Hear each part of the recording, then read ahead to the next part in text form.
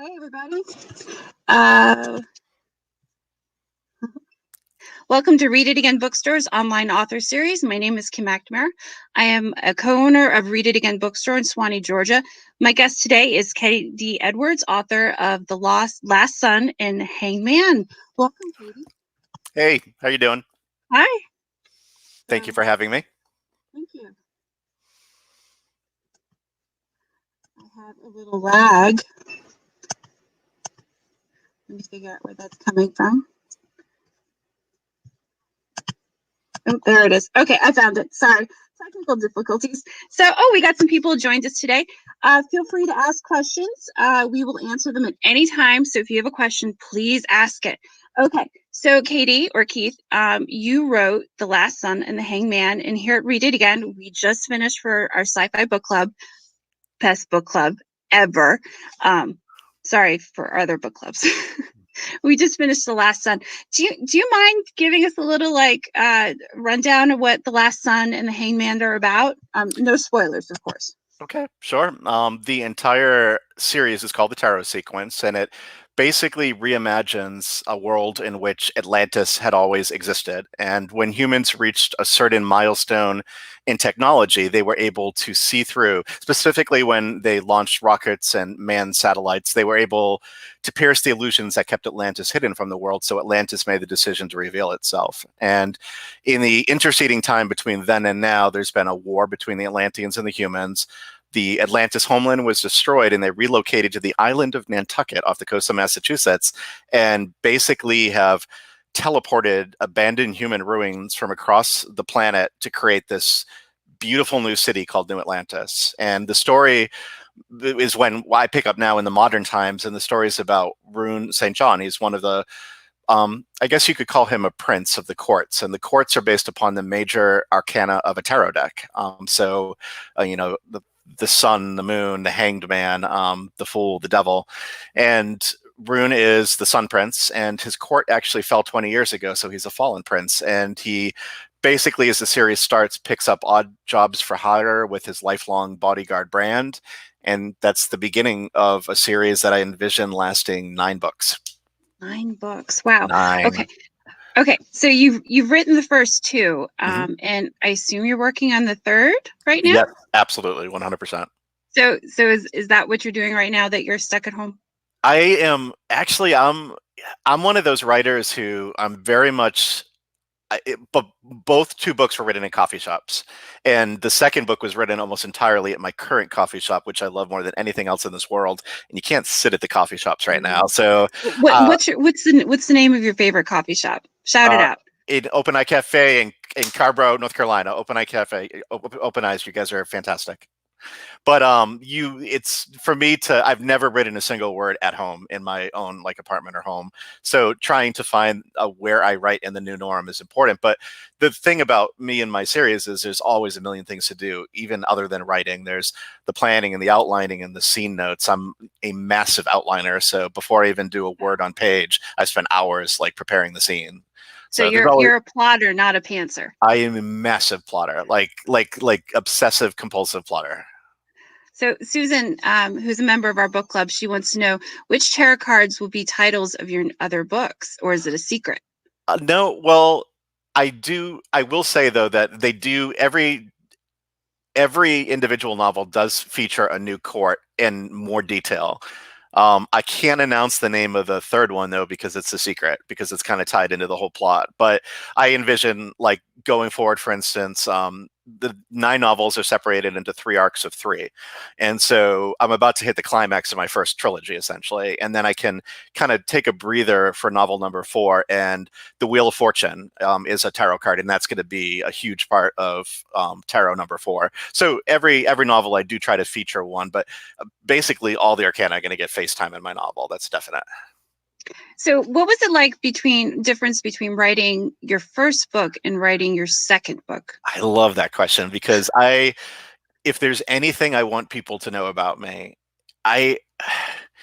Now, don't get me wrong. I've had some awesome readers from the very beginning who loved my series and given me so much confidence. But I do acknowledge that I did some things wrong with the first book. I thought when I first started planning this, years ago in my head, I thought I was like absolutely the king of diversity because I was going to do this novel with all these queer men, right? A lot of mostly gay men. But then the world kind of changed between then and now, and that's not diversity anymore. Diversity is showing a It's lot the of new norm, which is yeah. the new favorite saying of everybody. Yeah. Yeah, and the comments I heard from readers were right. I didn't have any strong female characters. I had no people of color. I might have had, gay white men, but I didn't have anything along the whole spectrum of queer identity. Even though this was a society which was based upon really a lot of gender fluidity. So I took those comments I read to heart, and I really tried to course correct in novel number 2. So the biggest learning between novel number 1 and 2 is that my readers know. Like granted, you're always going to get some reviews that basically are like, you're going to curl up in a ball afterwards and not want to talk to anyone for 10 minutes. But a lot of them were like, we like your novel, but it would be awesome if, and I do pay attention to that. So there's more strong female roles in the second book and in Yes. good. Yes. And That's definitely, exciting. yeah, I really, really took that to heart. And even better, like when I actually started thinking about it, I created characters like Anna Dawn Creek, and Lady Death in particular is going to become a huge part of the story. And I fell in love with them. Like I love writing Lady Death in particular. That's just a great name, Lady Yeah, Death. Yeah. she's inherited this court which is trapped in pageantry of death and necromancy, and here she wants to bring it into the modern age. So she's a bit avant-garde in her own throne, which is a lot like Rune trying to reclaim his throne and make it something different than it was in the past. So the two are going to have almost like a sibling type of energy, and it's been a joy to write her so far. So my readers, if anything, have constantly giving me new directions to map into, which makes sense in the overall framework of my novel. Speaking about your readers, you have a pretty good, strong, loyal fan base, especially on Twitter. I was reading about they send you a lot of fan art. I posted, like, they came in 2 surges, like around the first novel and the second novel, and the artwork from the first novel is actually on my website, and it's amazing. I mean, if you would ask me in the beginning, what's the one thing I didn't expect about being a writer, it's that other people would come into your world and get inspired to create worlds of their own, like to create their own impression of what the characters look like or what they might say to each other, or turning the characters into manga or anime. I mean, interpretive dance, writing poetry. I mean, my readers are, I have no words to tell you how important they are in this whole process. And every time I sit down and write, it's because of them. It's because every day I log on to Twitter and I get this immediate gratification of people saying nice things about me in my writing. And it just makes me want to write more and create more. That's awesome. Yeah.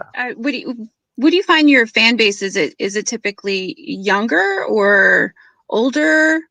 I think that there is definitely a huge population of, I don't know what you would call it, like people who grew up with Harry Potter and Twilight, and now they're adults. They're maybe in their 20s. I think that's, and a lot of female readers as well. That's a huge part of my story. But other than that, I mean, I get emails all across the world for the last 2 novels, and all different age rings and genders and sexual identities, and it's been humbling. It's been awesome. Sometimes I have trouble putting it into words because it's so far beyond what I expected being a writer to be.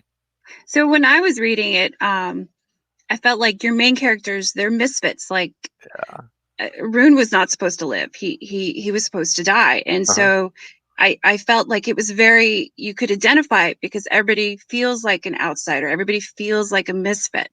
So, it's easy to identify with a character who is ostracized because everybody feels ostracized somehow. Yeah, that is the heart of my series. Well, the beginning heart of the series is a relationship between Rune and Bran, and that's going to continue. But the other beating heart of my series is found family, and specifically found family of misfits. That is, if I had to put that in one sentence, that would be sort of the motto of my story. So, Mike was wondering about your connection to Nantucket, and that brought me back to, you traveled a lot. Why you've been all over? Let's see here. I have the list. Okay. So you lived in Massachusetts, Maine, Colorado, New Hampshire, Montana, and Washington. Yeah, North Why? Carolina. Well, so I grew up in the middle of Massachusetts. I went to school in Maine, so I was there for 4 years. My parents had a summer place up in Lake Winnipesaukee, New Hampshire, so I spent a ton of time there growing up. My parents eventually retired to Cape Cod in Massachusetts, and I lived in Boston. So that was the beginning of everything.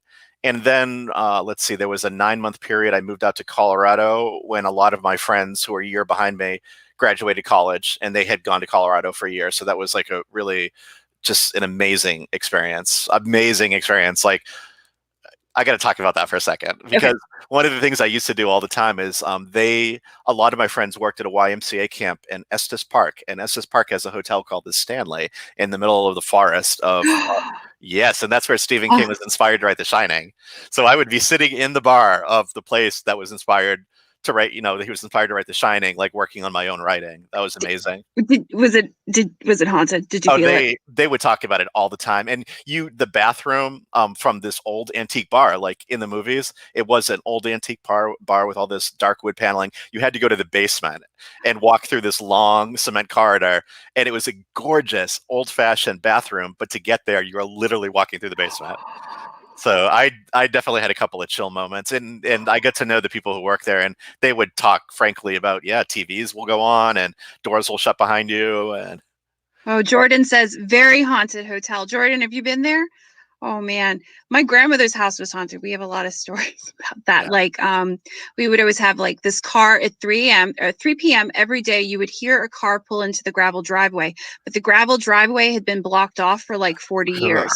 So, and like there'd be a guy who would walk around upstairs, but he would have no feet, and you would hear something like hitting the walls at night. Oh yeah, oh yeah, just heard about it.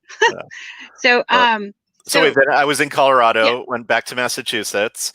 Eventually, I worked in an international bank in their law office, and I decided that banking and law were not the way to become like an emotional writer. The two together just didn't work too well for me during the day. So I left that all behind and just packed up my stuff and moved to Montana because a lot of my friends, this was years later, a lot of my friends had settled in Montana because they decided to give up on sort of corporate America as well. And so I lived in Missoula, Montana, eventually moved, got a job I loved, became a trainer on a regional level for all the Pacific Northwest for a department store, went to Washington State and lived in Spokane, Washington. When that job ended, I decided to move back to family. And by then, all of my family had migrated from Massachusetts down to North Carolina. So I've been here since. My husband's family's from Montana, so I knew he was going to want me to ask, where in Montana are you from? I love Missoula. Yeah. I did travel all over Montana because of my job, but Missoula, my heart's in Missoula. It's a beautiful, beautiful, tiny city in the valley. Yeah, he's from Kalispell is where he's from. That's where all my friends went. They were in Whitefish and Kalispell. They were up in that area. That's where he was born. Yep. See, Mike? Wait, no, wait. That way there. See? Mm-hmm. Amy says, clap. Yay, clap. Yeah. What else? Okay. So, I wanted to talk about Rune and Bran's their companion bond. It's different from other companion bonds in the book, or at least you allude to it, because he treats him with respect. He's not just a servant. He's there. Can you talk a little bit about companion bonds without giving anything away? I think part of it is, and it's funny, a lot of my readers, I think, have kind of gone on the same journey of, in the beginning, it's this wonderful thing because all I'm doing is focusing on the bond between Rune and Bran. And, I really, for two characters, they clicked immediately when I started writing them. And I love writing their banter. It's the highlight of my writing experience. But the more I dug into the rest of the world, the more I had to challenge myself with the idea of how Bran came into his family. That's not necessarily a good thing. I mean, essentially, Rune's father bought a human baby. And so Rune is eventually, in the second novel in particular, he starts struggling with that. And that's going to continue because he's starting to see the way other companions are treated, and they're not necessarily treated as well. And, some companion relationships are like marriage, some are like a business partnership. With Bran and Rune, with everything they went through, the fall of their court, them being the only two survivors, they formed a bond that's, sort of like almost like a platonic love affair. They're just like, soulmates in a way. So while it's nice to write them, I had to kind of own up to what I created. I had to be honest to my own world building, and I need to explore what it means to actually create the companion bond in the beginning. Like, where do you get the human kid from? So I'm gonna be exploring that a lot more. And there's a lot of potential for good storylines there too, I think. So Yeah, black market babies. Yeah, I think that's a good story. yeah. Yeah, definitely. Let's see here. Oh, did you do research in like buildings? You moved buildings. Yeah. Yeah.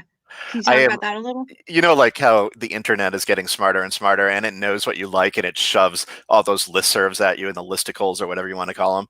I get all this like ruin porn, like abandoned human buildings and like, I follow a few of those lists on Facebook. yeah, I do. I like them. I'm fascinated by them. oh yeah, me too. And just there's something about it that I love post-apocalyptic stories, and I'm a big fan of like the zombie subgenre and the things like that. So the idea of taking those buildings and turning them into something vibrant and alive again, but all gathered together in a single city, there's something about that. That's the fun research I do. I love that research. There's nothing. It doesn't even feel like work. It just feels like pleasure.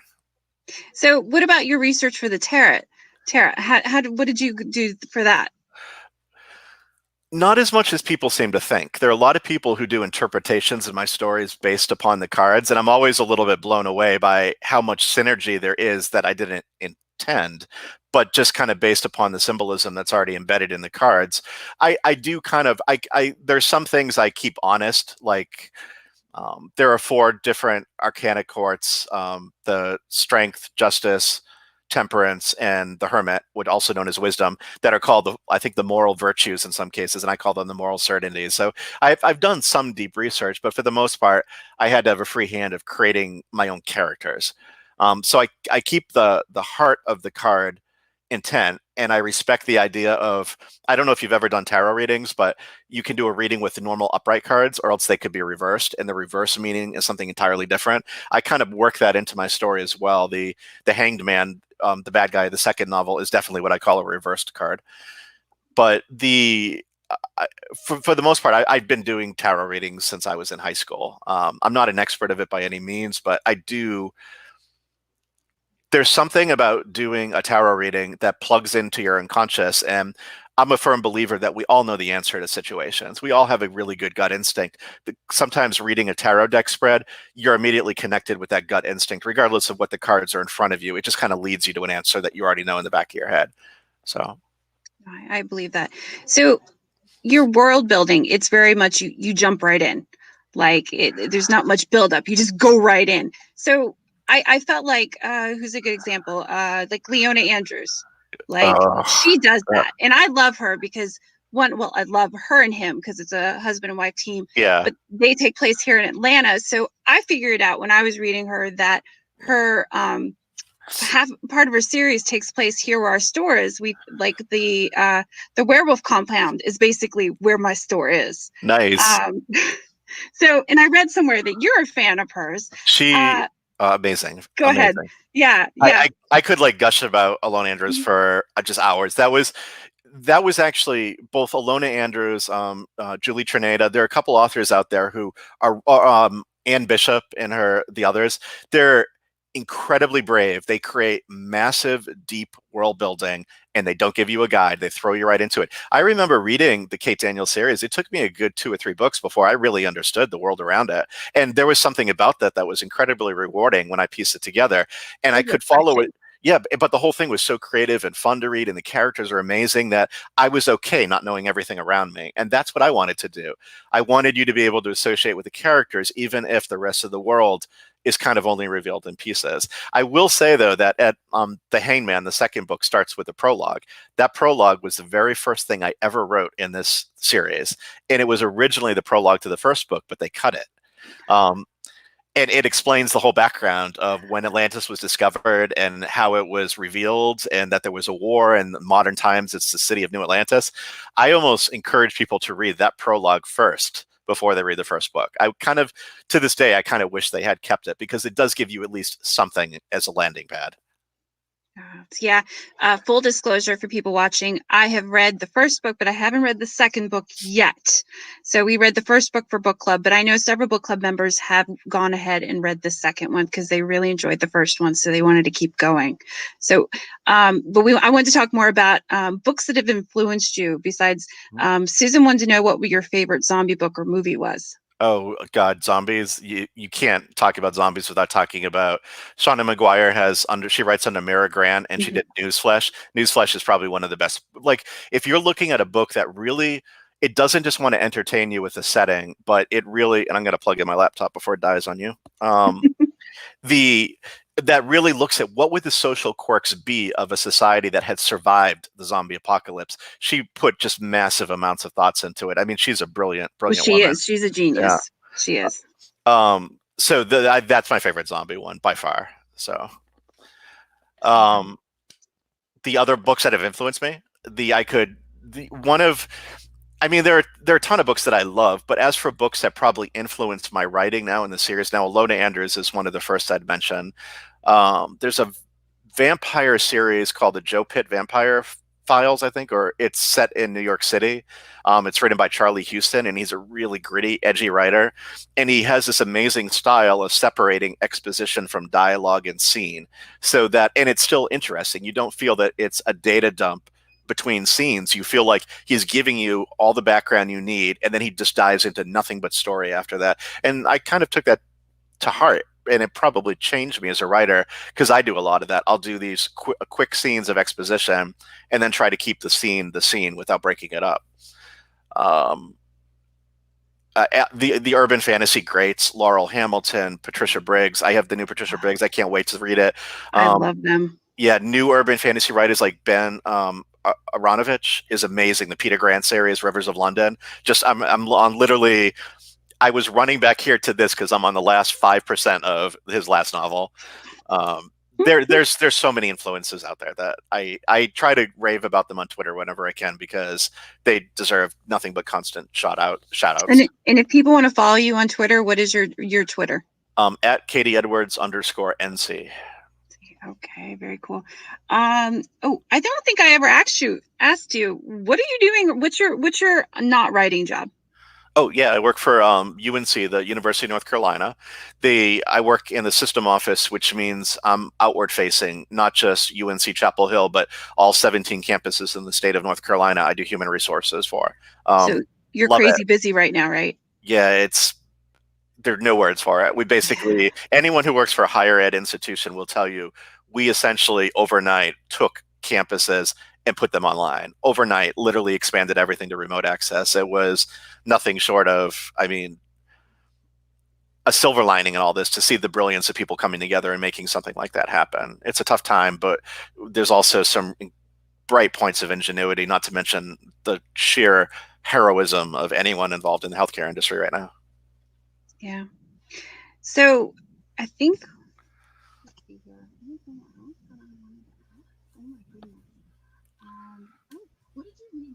I love asking that question. Say that one more time. Oh, I'm sorry. What were your favorite books growing up? The very first books I read, I was more TV than I was books. Okay, what were your favorite TV shows growing up? You know, it's kind of funny because I don't talk about this that often, but I grew up in an area where I didn't have too many friends. I was really a shy kid, and I would kind of hang around the house in the afternoon when I got home from school. My mother watched soap operas, so I watched soap operas like rabidly. Like, this was around the time of like Luke and Laura in General Hospital, like the heyday of soap operas. And to be honest, that really influenced me as a writer as well, because one of the things people seem to comment a lot is my dialogue. Soap operas are nothing but dialogue. 1 hour a day, 5 days a week. Just filled with exposition and in dialogue and emotional scenes. And that was probably one of my first big influences. The first books I remember reading, other than, children's books, were a friend of my mother gave me a big box of Hardy Boy books, like the old Hardy Boy books that were in like hardback blue bindings, and Nancy Drew were in the hardback yellow bindings. I remember that. And I just inhaled all those. And there was a series called The Three Investigators. And looking back, that's the reason I can't just read a genre. It has to have other genres inside it. Like anything I write has to have mystery elements too. I just have to have that as well. And it's because just like starting with the Hardy Boys, it was in the back of my head always.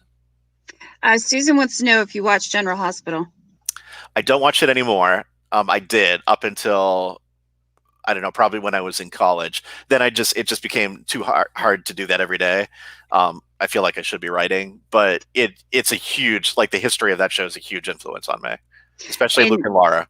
In college, we watched Passions. Did you ever watch that one? That was so fun, Timmy. Yes. They knew they were ridiculous and they didn't care, and they made fun of themselves. And I don't even know if people can watch that anymore, but it was hysterical. Yeah. They had a wooden doll that was haunted. It was Timmy, right? Timmy, yeah, and it would come to life, and it would, one minute it would be wooden, and the next minute it would be a little boy, right? Yeah, he was an amazing actor. He passed away. I remember when that happened because it was part of the show, but that was just a fun show. Let's see here. They were the best 3 months of that year. Learned to like things. Love the campus. Thank you. Oh. As the World Turns, Amy Cheris says she loved As the World Turns. See, you find out all sorts of things. People love soap operas. It brings the world together. I know. One Life to Live was my other one. It was One Life to Live and General Hospital were the two I watched. And you loved Hardy Boys and Nancy Drew. And I think didn't Hitchcock, he wrote the three, was it the Three Mysteries? The Three Investigators, he was a big element of that. I forgot about that. Yeah, he did. Yeah, I remember. Yes, One Life to Live, says Susan. We occasionally get them as a giant hardback, like 3-in-1, three mysteries and the Three Mysteries, and it'll say like Alfred Hitchcock on the front. I don't know if he wrote them directly or they just put his name on it, but we do get them in the store on occasion. And it's funny thinking about it because a big part of Tarot 3 is the underground portion of New Atlantis and how it's all disjointed, like random buildings just kind of connected and merged together. Three Investigators, they had an underground headquarters in a junkyard, and they had to go through all these pipes to get to an underground RV, I think it was, which was their like HQ office. And it's funny how I think back to those influences, and I'm like, that's exactly what I'm going to be doing in my next book. I mean, I always like to ask what your favorite books are as a kid, because it always brings the audience back to the author, because everybody read or everybody watched TV as a kid, and we all share a similar taste. We just don't know we do. Yeah. All right. Well, thank you very much, Katie, for joining me, or Keith. Sorry. Either one works. Either one works. I like Katie. It's fun. Anyway, thank you so much for joining us. And you are planning to visit us when this is all over, maybe when your third book comes out. I absolutely. You guys have been fantastic and wonderful, and I love what you do with your book club. So I would love to thank you. Yeah, and you have to come see us. We really want to have you like in the store. So and if you guys want a copy of either of his books, we have them in stock. Can't do autographs right now. It's not quite possible, but since Katie's coming to visit us, you can buy it and get his autograph later. You can call us at 770-232-9331. Susan says thanks for writing. And yeah, thanks for joining us, guys. So bye. It was really nice to be here. You guys take care. Be safe. Bye.